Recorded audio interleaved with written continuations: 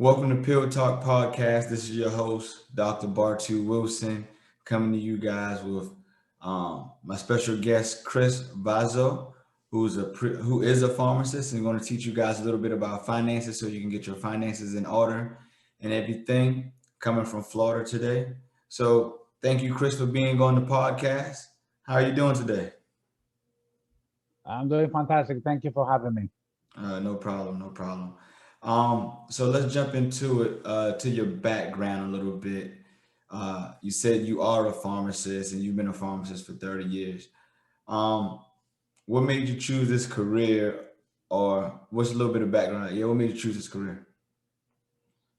Okay, so I came from Cyprus. I'm Greek of a Greek nationality.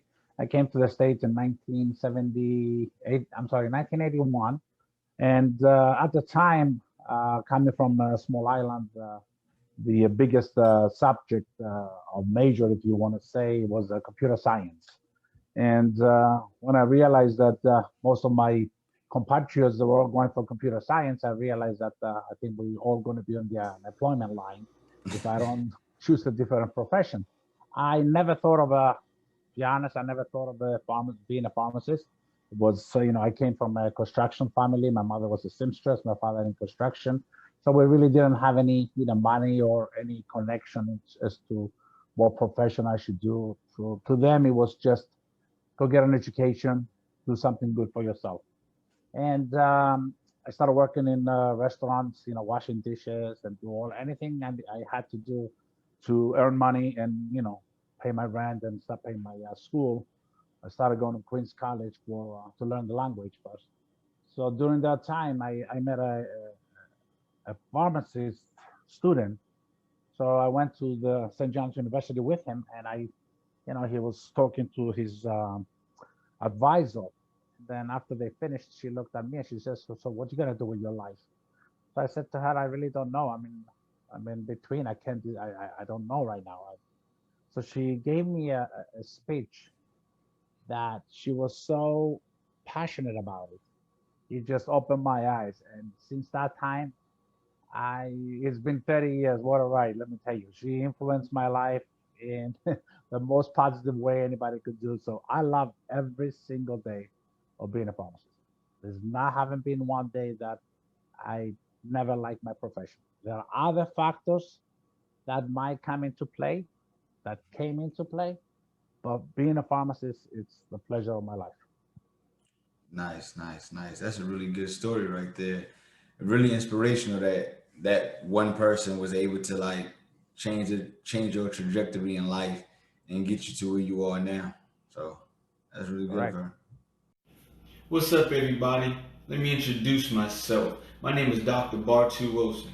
I'm a pharmacist that was featured in one of the most prestigious publications, Marquis Who's Who, in 2021 as a top medical professional of the world because of my impact through medication therapy management, outreach programs, and networking. I started my own podcast, Pill Talk Podcast, to sit down and talk with other top medical professionals about their journey. Some of the topics that we cover in our conversations are their career path choice, education level needed to practice in their career field, and most importantly, how they're impacting the lives of the patients that they see daily.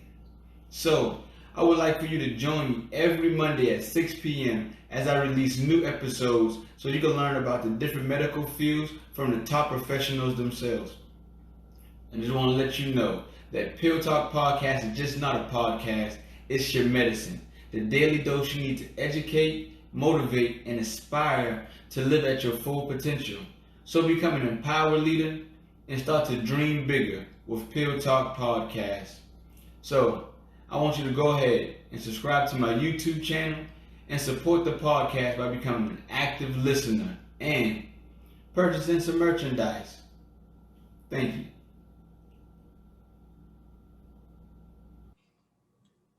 So in the pharmacy field, are you practicing retail? Were you hospital? Which area were you in?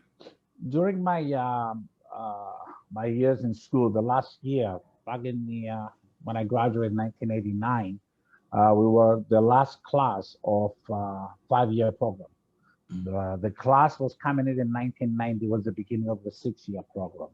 So fortunately for us, it was only one semester to do the clinical, to go out on the field and see which area you might be interested in working. So we had choices. The three choices we had: 1 month in hospital, 1 month in retail setting, and the third month it was like a specialty, mostly in the hospital.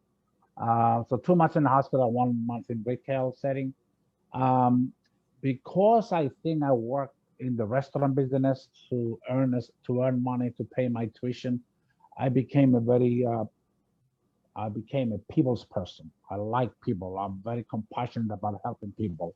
And I think that drive got me to be more geared into the retail setting. And once I made that decision, it was no turning back. And the rest is history. I've been in retailer for 30 years and love life every day. Oh, that's what's up. Yeah, I'm in retail as well myself, and you definitely have to have like a people person personality because you're Sure. dealing with so many different people every day, from Correct. kids to the elderly. It almost feels like you're part of the family when you work the retail, you know. That's So, exactly. uh, you went from working the retail to like owning the actual pharmacy, right? Right. So I started working when I came out of, when I graduated. I realized that the chain drugstores, it was not an avenue that I wanted to go down. So I started working at three different independents, 20 hours each. So I was working 60 hours a week, three different independents. And in New York, there are a lot of independents. So back in the day, you were able to do part-time different drugstores. And after 2 weeks, one of the owners liked me a lot, my work ethic, and I cleaned up the pharmacy. The pharmacy was really old, so I cleaned it up, and he liked me. So he ended up getting rid of his full-time pharmacist, and he gave me a full-time position at 56 hours a week. So that I stay with him, and he let me pretty much run the pharmacy for him. I doubled his business within the first, I would say, 2 years. He was, older gentleman, wasn't really a lot of energy into the place, but me being me, and I brought in a lot of laughter into the pharmacy, a lot of compassion, and we started to helping people a lot. And the word got out. We pharmacy was in a little town in Long Island called Bayshore, and the word got out that there's somebody that actually cared about people.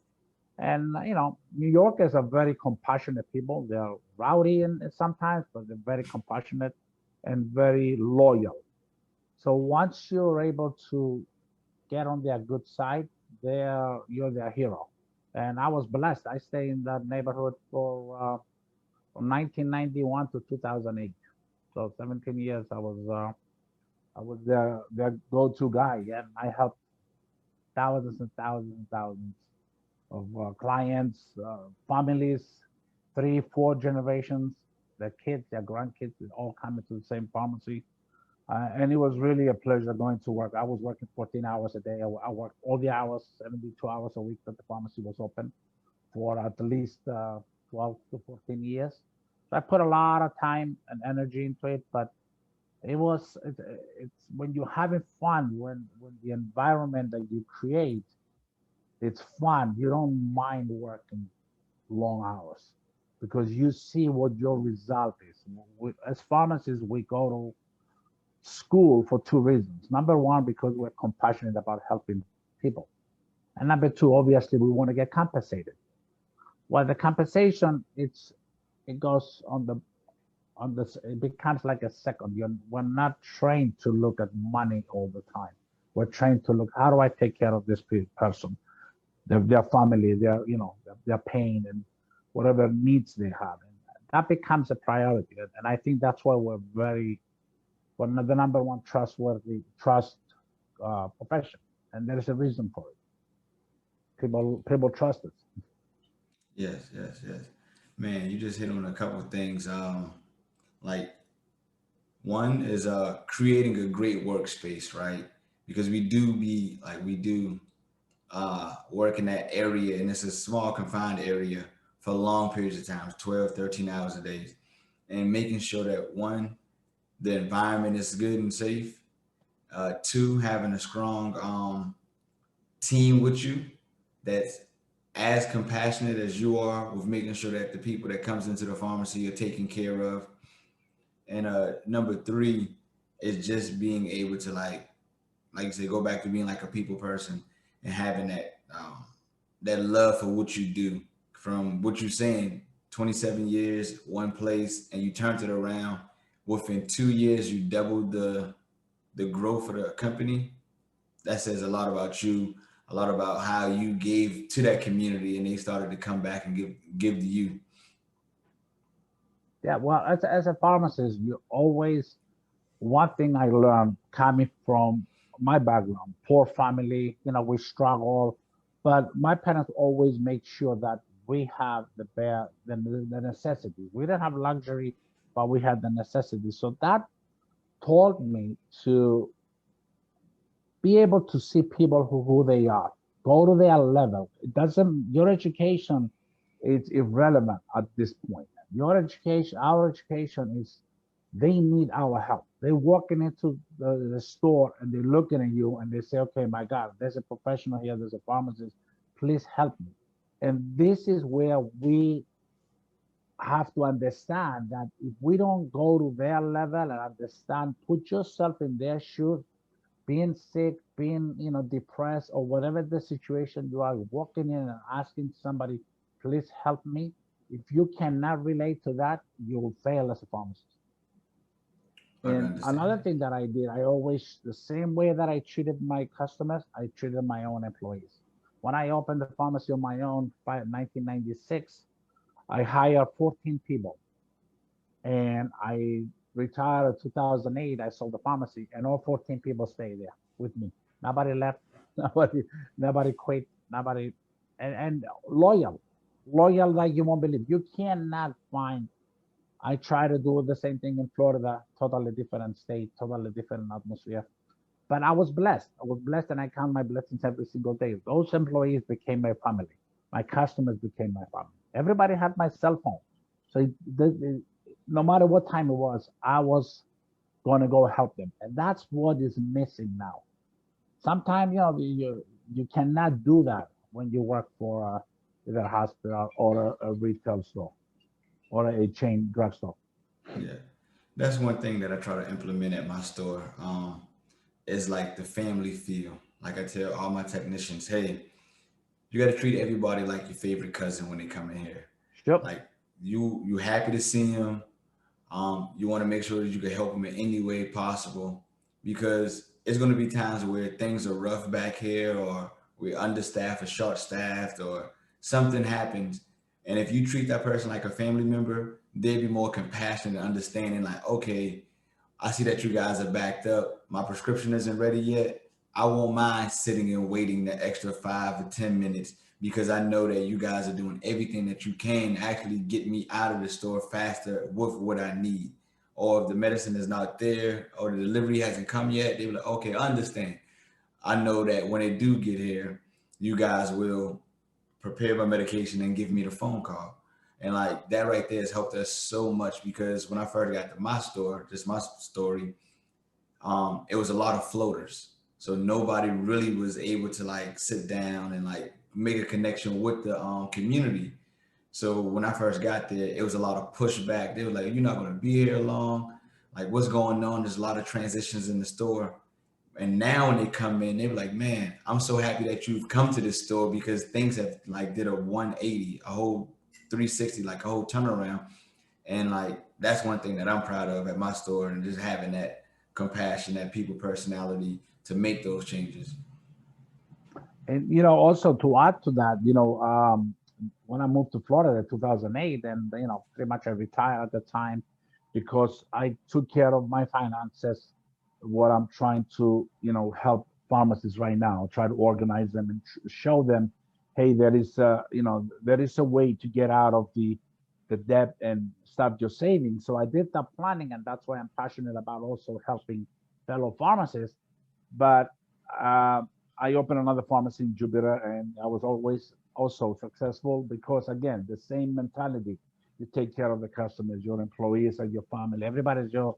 But when I unfortunately I got sick with leukemia in 2012, and I was dying pretty much within 3 months. So I went from 250 pounds to down to 149 for a short period within a short period of time.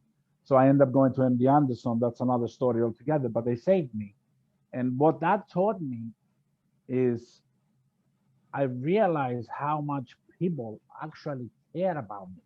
A lot of times as pharmacists, we always feel like, oh, we just counting pills, we're just labeling bottles, and you don't.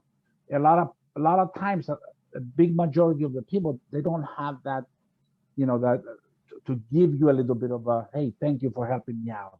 But when something bad, God forbid, something happened to you, the support that I received from my store in Long Island and from the one in Jupiter, I tell people the story and they look at me like, what? People were actually paying my ticket to go to Houston to get treated out of their own money. So, just when you think that you just, doing your normal stuff, you're doing your job, you have a lot of value, a lot of people looking up to you. I worked for CVS for maybe 2 years after I got sick and I sold my business. And I left, and it's been 4 years. They're still thinking that I'm going back to them. So it's, people, they look at you because I know the CVS that I work is close to my house. So they see me and I said, when are you coming back? It's been 4 years. You think you think they say, oh, you know what, he's not coming back? They still look at you. That's the biggest reward as a person I could receive, as a professional I could receive, that people actually see you and they say, you know what? In New York, I don't think I went to a restaurant and I ever paid because some customer was going to be and they'll pick up my tab. That's a professional that it's just verifies you and it gives you motivation to go back the next day and do even better. Unfortunately, it doesn't happen a lot, but when it happens, I don't think there's a better feeling in the world. Yes, sir. That's amazing. Um, What's up, everybody? Let me introduce myself. My name is Dr. Bartu Wilson, the host of Pill Talk Podcast. With Pill Talk, we are empowering the next generation of medical providers and professionals. Through my conversations with other top medical providers, my audience get an inside look at what it takes to make it to their level and how they're providing excellent service for their patients. If you're pursuing a career in the medical field, join me on Pill Talk to get inspired by empowered leaders, empowering the next generation of leaders in the medical field. We are the leaders of tomorrow. We are the leaders of now. So join me every Monday at 6 p.m. as I release a new episode talking with empowered leaders who want to share advice, coach, and network with you. So become an empowered leader with Pill Talk Podcast. Pill Talk Podcast is not just your regular podcast, it's your medicine. The daily dose you need to educate, motivate, and inspire to live at your full potential. So, come on down and become an empowered leader and start to dream bigger with Pill Talk. And while I got your attention, make sure you go ahead and subscribe to my YouTube channel and support the podcast by becoming an active listener. And if you like, become an empowered leader. I just want to switch subjects a little bit and talk about some of the products and things that you have to help pharmacists get their finance in order. So, if you won't mind, Chris, can you speak a little bit about that, please? Yes. So because of my experience and because of what I follow this process for 30 years, and the process, when I first started meeting with financial advisors, when I came out of school, obviously I wasn't in a financial position. We had some small loans. Me and my wife are both pharmacists. So we figured at the time, let's talk to somebody professional. They don't teach you that in pharmacy school, obviously. So we needed to get an idea of how the finances work in this country. And let me tell you something. I spoke to 3 or 4 people, and I choose the one that right now it's the company that I work for, and it became family to me. And the reason that I like them is it's because you show me how to use money, but also organize me. I think when the number one thing that I provide to my clients is organization. You have to understand where we are today. Okay, once we get organized and understand this is my problem, this is what I have, we organize it and then we create a plan to solve the problems that we have. It could, not only financially, but also professional. You know, we'll talk about my clients, and this is why I'm specialized in a pharmacist, because they could come to me and say, Chris, I had a bad day yesterday. And I will understand exactly, and I know exactly what they're talking about versus talking to maybe a pilot or an engineer that I don't know what their days look like. So the fact is that I understand what their professional careers are. I'm able to offer them this plan that, okay, let me get you organized. Let me get you your cash flow. Let's see your cash flow is. Let me take care of emergency fund. Then we'll look at your debt, okay, and see how we're going to pay the massive amounts of student debt that you have. You might have credit cards because of that, but there is ways. There is nothing. I was talking to a client last week in California. He has $378,000 student loan, and he's ready to give up 6 months after graduation. So I created a plan for him. I said, yeah, it's going to take us some time to pay, but don't lose the fact that you're a professional and this is what you went to school for, that you enjoy life. Don't allow the finances ruin it for you. And after we talked about 3 or 4 meetings, now he understands what he has to do. And the debt is going to get, and his house is going to get. There are always ways that you could tackle problems like that. Yes, yes. One of the things you said was the number one thing that you do for your client is organizing their balance sheet. And how do you do that? Okay, so the first thing I do after we have the conversation and they show interest, I'll email them a 1-page monthly budget. It starts from your day to day, week to week, month to month. And and believe it or not, a lot of the people, a high percentage of people, they never done that exercise. It's a great exercise. You just write down the amount of income goes into your bank account. You subtract all your expenses, and let's see what's left at the end. It's a simple exercise. Why do I do that? It's very simple. When you write things down, things start to make more sense. I was talking to a young lady last week, and she wrote things down, and then I'm going through the list, not to be nosy, but just to make aware. Hey, okay, where's your money going? And she had a gym membership at $75 a month, which I thought it was high, but I figured, hey, Maria, how do you like going to the gym? I didn't say, why you spending the money. I said, how you like going to the gym? And she goes, Chris, I haven't gone to the gym in 6 years, but yet you're paying $75 a month. She goes, I didn't realize that because I had it on auto pay. So just the fact that we did the simple exercise, it benefited just as much me. That now I understand where her money is going. But she figured out she had another membership for a massage. She's been paying for 3 years. So those two things just saved her $150. Then the question becomes, what do we do with the $150 that now you don't have to spend anymore?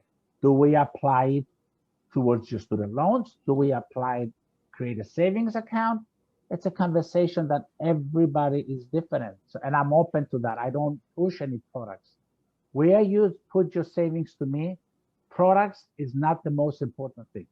Your savings is the most important thing. If you want to put it in a bucket, put them in a bucket. If you want to invest them in cryptocurrency, go right ahead. I could advise you, but I would never prohibit you from doing what you want to do. Yes, understand that. Um, so all right, you help them create a balance sheet, organize their life, and then do you teach them paying off debt strategies, or like what's the next step for you on your So the clients? next step, once we created it's one, we're using a platform, it's called LBS, and it's 1-page balance sheet. It will give you your protection, assets, liability, and cash flow. So when you log in as a client of us, you'll see your financial world in one page, and you know where you're doing well, you know where you're not. There is projection of the taxes you're gonna pay. So my job is to find ways and look for the loopholes to recoup some of the lost money that somebody is spending or money that is leaving their balance sheet. I try to recoup it and put it back. So whenever I do that, whenever we create a recoup of taxes or a recoup of money wasted, that means our cash flow increases. So once we have that, once we understand what the purpose of paying high interest debt first versus low, I have pharmacies that they pay their student loans, but they have massive credit card debt. They don't, and they say, oh, I'll give the minimum. No, you want to get rid of it. You want to get rid of the high debt. I have pharmacies that they use the 401k as a bank. Oh, I need $5,000. I'm going to borrow from 401k. You don't do that. There is a reason they call them retirement funds. It's for retirement. You cannot tap into the 401k. So my job is to create a plan that any emergencies, first of all, we have liquid funds. Even when you have investments, there's products out there that allows you to tap in for extreme emergencies without the penalty, without the taxes. But everything it's all a relationship with my client. It's all conversation with my clients. The better I understand my client, the more I could help them. Not only finances, but as a person too. I could advise them through my experience. I could tell them, not necessarily, and one thing I learned from talking to elderly people, they don't have anything to gain by lying to a young person. The only thing they want to tell a young person is how to help them. So if you understand that, when you talk to an elderly person, they might not be the CEO, they might never have been successful in their life, but the advice they're going to give you is going to be what sometimes they wish they have done. So take it for what it is and use it to your advantage. Yes, yes. So, if someone wants to get in contact with you to learn more about their finances, getting their finances in order, how can they get in contact with you? Okay, I have a profile on LinkedIn. You could also email me at Christos.Vasou at afgfl.com, or you could just shoot me a quick text at 631-433-1548. Okay, okay. I definitely make sure when this podcast is out that I make sure I put your information so that people can get in contact because Chris, you seem like Appreciate you that. got a lot of great information to give people in the finance world because I've had a chance to talk to a few financial advisors. And like one of the things that makes you stand out is one, you're in my field, so you actually know how it is to be a pharmacist. And then number two, the information that you're giving out is like top tier compared to like what other people try to feed you. You know what I'm saying? Yeah, one of the points that I want to make before we end this conversation is my company and my process is my way of doing business when it comes to finances. We are process oriented, not product oriented. I'm not going to force any product on you. First, my job is to create cash. Once we create savings, then we could talk what product we're going to place it to grow, have tax advantages, so on and so forth. So that's the big difference. And people ask me all the time, what are your fees, right? And I always tell them for pharmacists, part of why I'm doing that, why I'm specializing, is part of me giving back to the profession. Okay, I don't charge pharmacists, and it's a long process for me.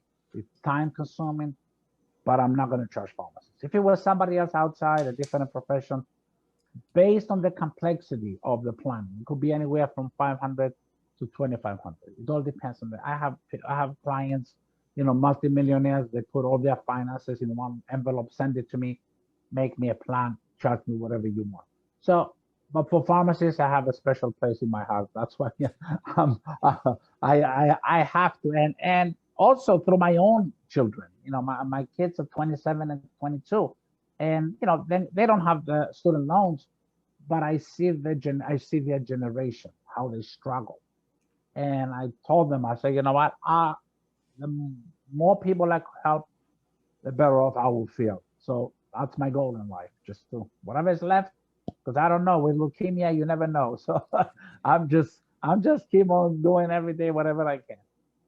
Man, we really appreciate you um, helping pharmacists because that is something, a great thing that you're doing, like not charging them for this service. And like you said, the service ranges from 500 to 2,500. So they're going to get a whole lot out of this program, out of your process. Because like you said, you're not selling a product, you're selling a process, a mind change for them to change their pockets, or their finances.